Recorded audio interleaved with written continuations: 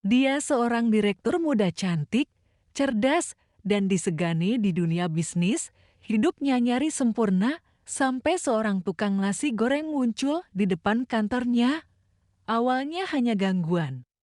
Tapi siapa sangka, senyum pria sederhana itu justru mengubah seluruh hidupnya. Tapi, bagaimana kalau pria itu bukan sekadar pedagang biasa? Dan bagaimana kalau cinta mereka diuji oleh dunia yang memandang status lebih dari hati? Sebelum kita mulai kisahnya, jangan lupa klik like, subscribe ya, dan share. Karena kisah cinta ini akan menyadarkan kita bahwa kadang cinta datang dari tempat yang paling tidak terduga. Pagi itu, langit Jakarta tampak cerah, secerah hidup Nadia yang selalu terencana.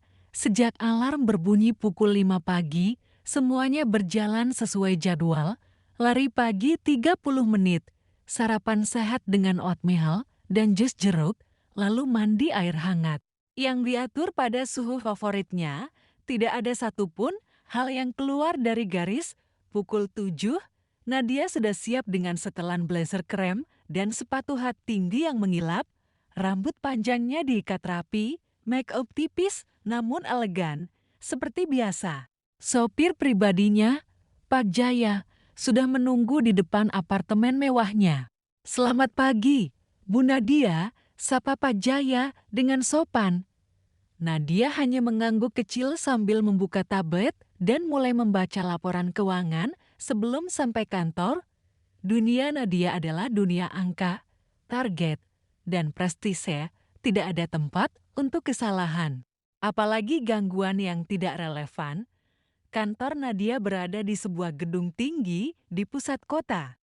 Ia adalah direktur operasional di sebuah perusahaan retail ternama. Di usianya yang belum menginjak kepala 3, ia sudah menjadi panutan dan inspirasi banyak wanita muda. Hidupnya tampak sempurna dari luar. Namun, pagi ini langkah Nadia terhenti. Di depan lobi, alisnya mengerut tajam melihat kerumunan kecil di trotoar depan gedung. "Apa ini?" gumamnya pelan. Tepat di pinggir jalan, berdiri sebuah gerobak makanan sederhana berkanopi merah. Asap mengepul dari wajan dan bau sedap tumisan menyeruak kemana-mana. Orang-orang dari satpam hingga pegawai kantoran berkerumun sambil tertawa-tawa dan menikmati sarapan mereka. Dan di tengah semua itu, berdirilah seorang pria dengan celemek biru dan senyum lebar. "Pagi, Bu. Mau cobain nasi goreng spesial? Saya," serunya ceria. Saat mata mereka bertemu, Nadia menatapnya datar. "Kamu jualan di sini tanpa izin?" Pria itu mengangkat bahu sambil tetap tersenyum. "Sudah lapor ke security, kok mereka ngizinin asal nggak ganggu jalan masuk?" Nadia tidak membalas. Ia berjalan masuk ke gedung dengan kepala tegak, berusaha mengabaikan tawa riuh di belakangnya. Tapi hatinya tetap tergelitik. Siapa pria itu? Dan kenapa ia merasa sedikit terganggu? Hari-hari berikutnya, gangguan itu terus berulang. Tiap pagi, Nadia harus berjalan melewati aroma harum nasi goreng, mie tetik, bahkan soto ayam. Anehnya, banyak pegawai kantornya jadi sering turun lebih pagi untuk sarapan di warung gerobak itu. "Bu Nadia," ujar Sinta, sekretaris pribadinya. "Suatu pagi, boleh saya turun 5 menit? Mau beli lontong sayur di luar? Enak banget," katanya. Nadia mengangguk tanpa ekspresi. Tapi dalam hati, ia menggerutu. Masa makanan pinggir jalan bisa bikin orang lupa waktu begini?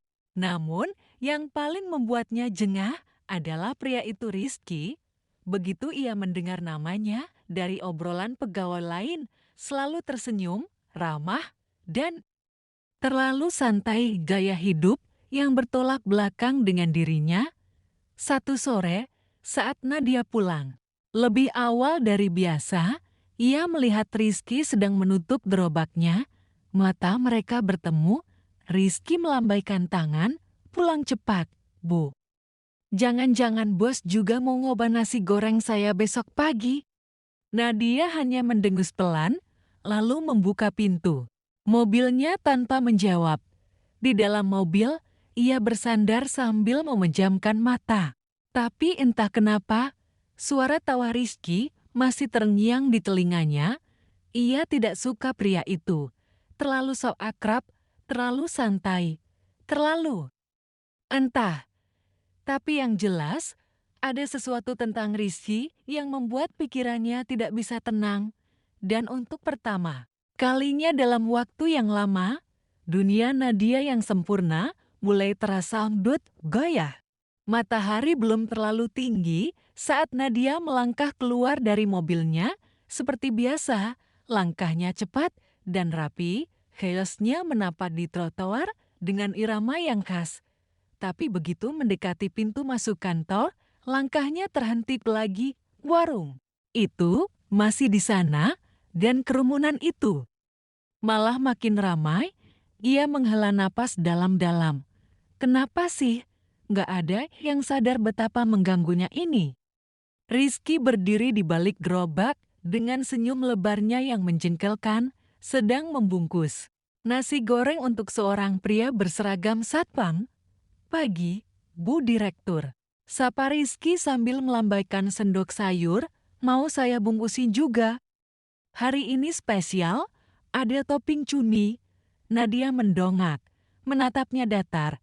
Bisa tolong jaga jarak dari pintu kantor? Ini area profesional, bukan pasar. Rizky tertawa kecil. Baik, Bu, tapi yang antre justru orang kantor ibu semua. Loh, jangan-jangan mereka juga butuh sedikit rasa di pagi hari. Ia mengedipkan sebelah mata. Nadia hanya mengangkat alis, lalu masuk ke gedung tanpa membalas sepatah kata. Tapi hatinya kembali terusik, bukan karena Rizky, bukan juga karena bau makanan, tapi karena orang-orang kantornya tampak lebih bahagia. Sejak pria itu datang hari demi hari, interaksi kecil itu terus berulang. Entah kenapa, setiap pagi Rizky seperti sengaja menyapa Nadia dengan cara yang makin lama makin personal. Kadang ia menyebut warna baju Nadia, kadang ia menebak moodnya. Warna biru hari ini lagi butuh ketenangan, ya Bu. Tumben terlambat. 5 menit, tadi macet atau hati yang berat? Sialnya. Nadia mulai memikirkan jawaban dari pertanyaan-pertanyaan iseng itu, sampai suatu hari, hujan deras mengguyur Jakarta pagi-pagi sekali. Nadia baru turun dari mobil saat melihat Rizky dan gerobaknya masih bertahan meski dengan terpal seadanya. Pakaian Rizky basah kuyup, tapi ia tetap tersenyum melayani pelanggan. Nadia mempercepat langkahnya, tapi 1 detik kemudian ia mendengar suara keras bruk.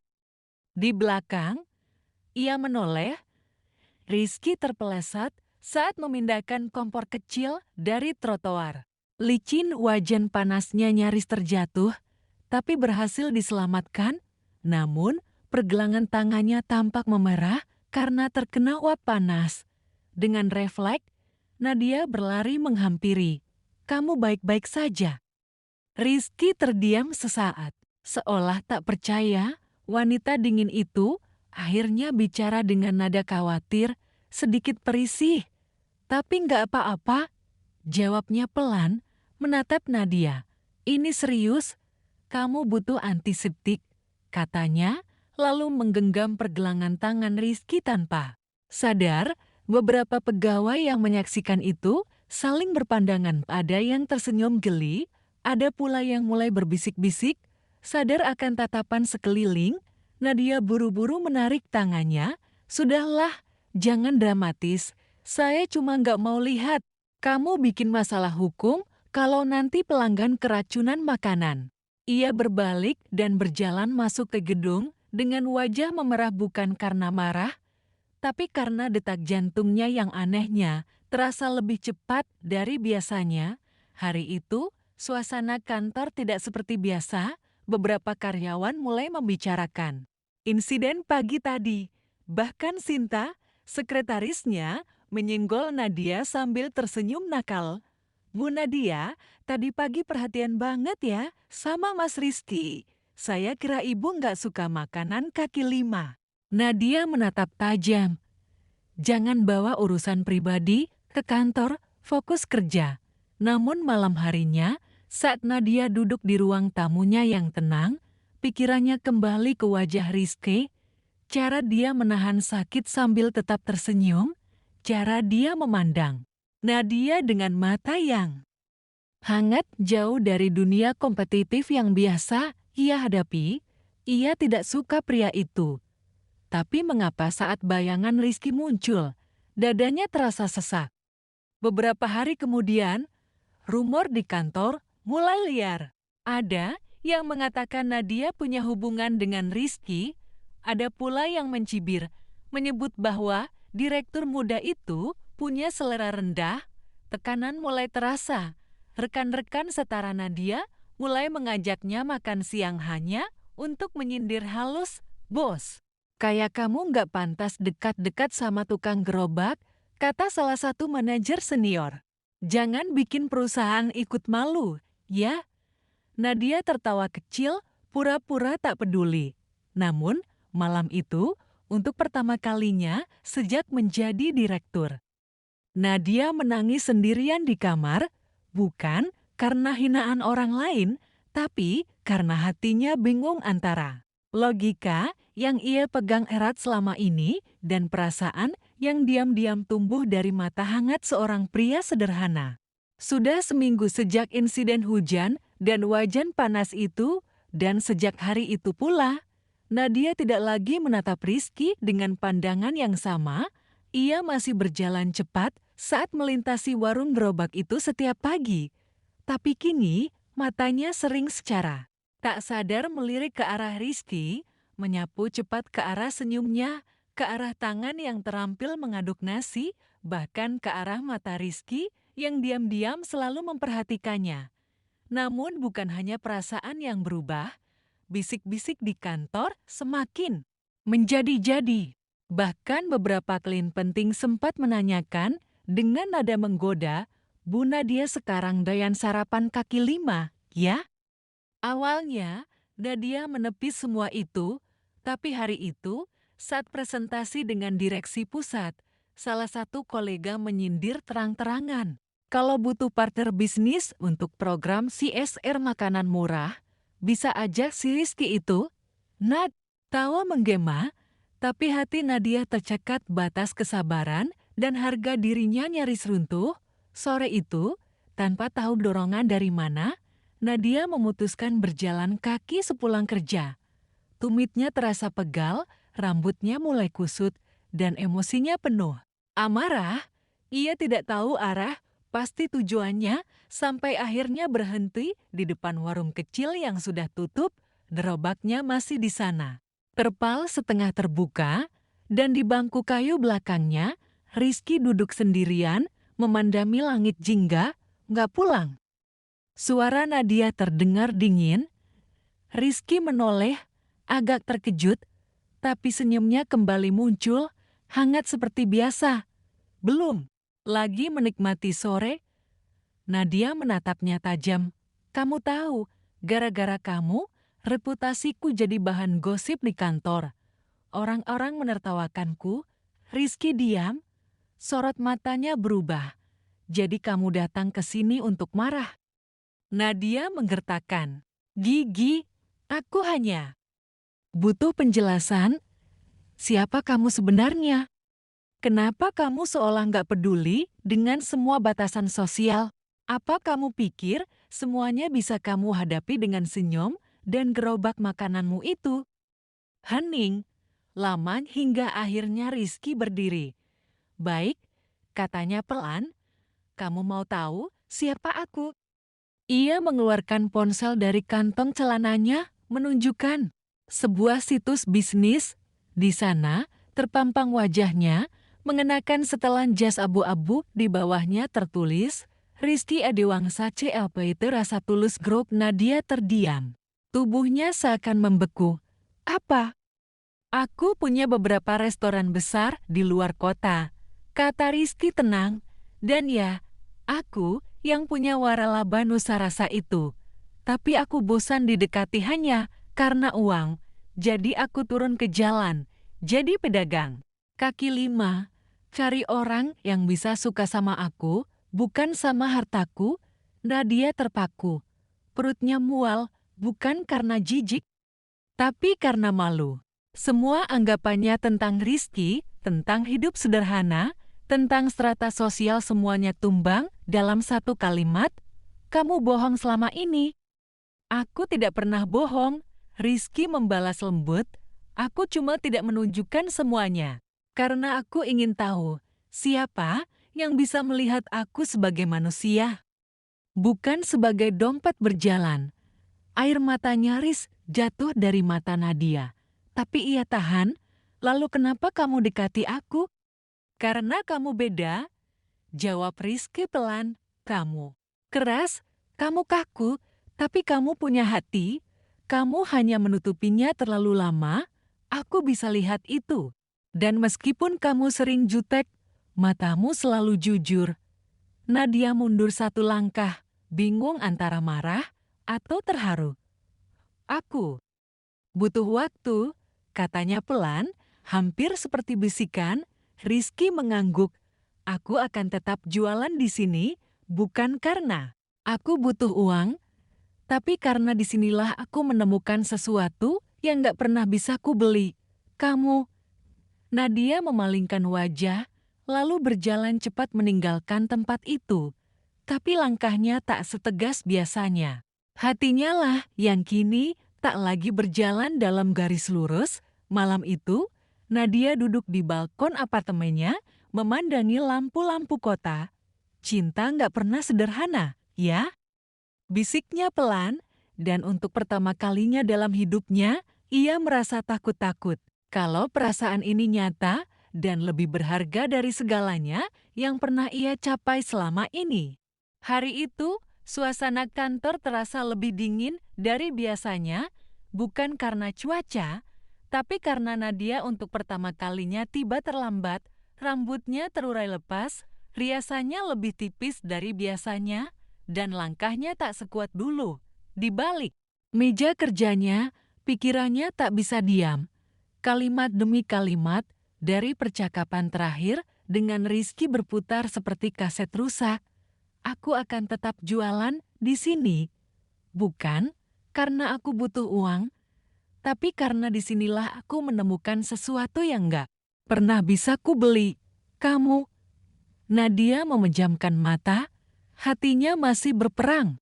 Sebagian dirinya ingin kembali ke hidup yang tenang, tanpa drama, tanpa emosi yang membingungkan, tapi sisi lain ingin mendengar suara Rizky setiap pagi, ingin melihat senyumnya, ingin percaya bahwa cinta tak harus lahir dari tempat yang sempurna. Sore itu, sebuah email dari jajaran direksi pusat masuk ke inbox-nya. Isinya menyinggung soal eksposur negatif dari kedekatan personal dengan individu non-korporat dan menyarankan agar Nadia menjaga citra profesionalisme. Sakit rasanya seperti dijatuhkan dari puncak yang selama ini ia banggakan. Dan justru malam itu, Rizky tak tampak di gerobaknya, tidak ada asap wajan, tidak ada suara ceria menyapa. Kosong, Nadia merasa dadanya seperti terhimpit. Ia mencoba mengabaikannya, makan malam sendirian di restoran hotel bintang 5, duduk anggun dengan Huen di tangannya. Tapi tetap saja, pikirannya hanya tentang satu hal, kemana Rizky pergi. Keesokan harinya, Nadia nekat. Ia mencari Rizky. Dari informasi security kantor, ia mendapat alamat tempat tinggal Rizky yang ternyata tak jauh dari lokasi gerobaknya biasa mangkal. Di sana, di rumah sederhana 2 lantai yang bersih dan penuh tanaman, Nadia melihat Rizky sedang menyiram bunga di halaman. Mata mereka bertemu. Kali ini, Nadia yang bicara lebih dulu. Kamu berhenti jualan. Suaranya pelan. Rizky menaruh selang air, lalu mengangguk pelan. Aku nggak mau memperburuk keadaanmu. Aku tahu, Hidupmu terlalu banyak dipertaruhkan. Nadia berjalan mendekat, tapi yang kupikirkan sekarang bukan reputasiku, tapi kamu dan apa artinya semua yang udah kita alami. Rizky menatapnya, menunggu Nadia menarik napas panjang. Aku capek hidup untuk citra capak berpura-pura tegar. Padahal hatiku kosong. Kamu datang dan mengacaukan semuanya. Tapi dengan cara yang benar, senyum Rizky perlahan muncul, hangat. Tulus, aku nggak butuh kamu, jadi siapa-siapa, lanjut Nadia, suaranya bergetar. Aku cuma butuh kamu sebagai kamu yang apa adanya, yang bikin aku merasa dilihat, bukan dinilai. Rizky mendekat, menghapus sisa embun dari pipi Nadia, dan aku akan selalu ada, bukan untuk menaklukkan kamu, tapi untuk jalan bareng kamu beberapa minggu kemudian. Sebuah keputusan besar diumumkan oleh Nadia sendiri di hadapan para eksekutif dan jajaran media. Ia mengundurkan diri dari jabatannya. Tentu saja, semua orang geger. Namun Nadia hanya tersenyum. Di podium itu, ia berdiri bukan sebagai direktur muda yang dingin, tapi sebagai wanita yang telah memilih jalan hidupnya sendiri. Aku akan membuka usaha kuliner kolaborasi, katanya dalam wawancara, makanan jalanan dengan sentuhan profesional. Karena kadang, rasa yang paling jujur datang dari tempat paling sederhana. Di belakang layar, Rizky menatapnya dengan penuh bangga. Ia tahu keputusan itu tidak mudah. Tapi dari sana, kisah mereka dimulai bukan di dunia yang penuh tekanan dan topeng, melainkan di dunia yang mereka bangun bersama dari warung sederhana. Dari cinta yang sempat diragukan dan dari dua hati yang akhirnya memilih untuk saling percaya.